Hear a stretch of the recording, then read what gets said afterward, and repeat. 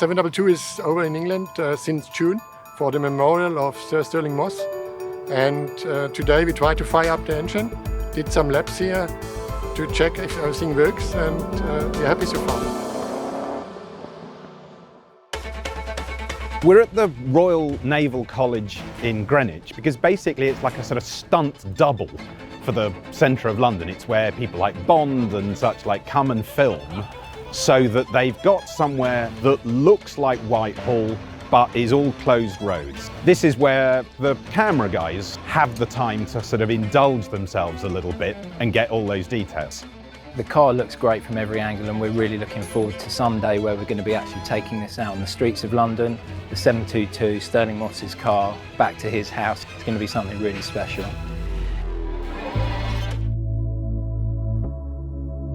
It's a once-in-a-lifetime event today to get 722, the car that Stirling Moss made so famous on the 1st of May 1955, back home here in London, where Sir Stirling spent pretty much his entire adult life. It's truly magical. We've had a helicopter up in the sky, we've had people along the entire route through Westminster, and then coming back to Mayfair here.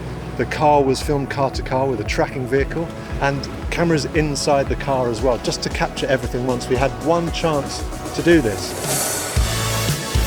Stirling Moss winning the Mille Miglia in 1955 in that car is one of the great feats in the history of motor racing. It was that car which kind of put Stirling Moss on the map. They used to call him the Boy Wonder, and he kind of became Mr. Motor Racing after that.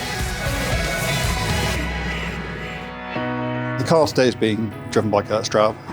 Nobody knows those cars better than Gert. They're kind of his family. He is, I think, the 4th generation of his family to work at Mercedes-Benz. The 5th and the 6th are already there. He's retiring today, so this is kind of like the last thing he's going to do. What a way to sign off a career. There really couldn't be anybody better or more appropriate to be driving that car today.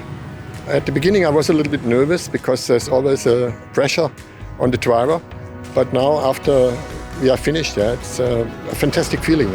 It's a race car designed to be on a racetrack full speed and not designed for stop and go traffic in town.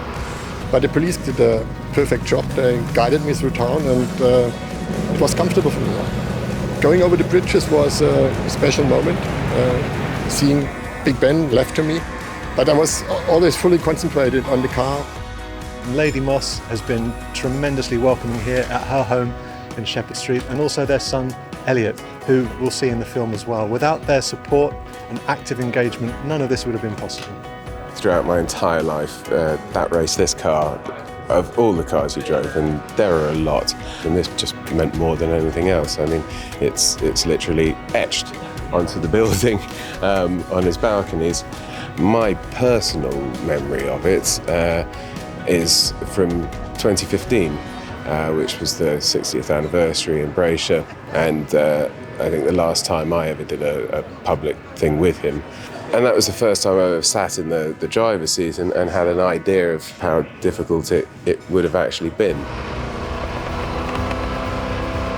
There's something for everyone in this film, whether you're a lifelong fan like me or you're new to the story of the Mille Miglia and Sir Stirling Moss. And we hope that people will spot some of the things that have happened deliberately and some of them by happy accident throughout the film.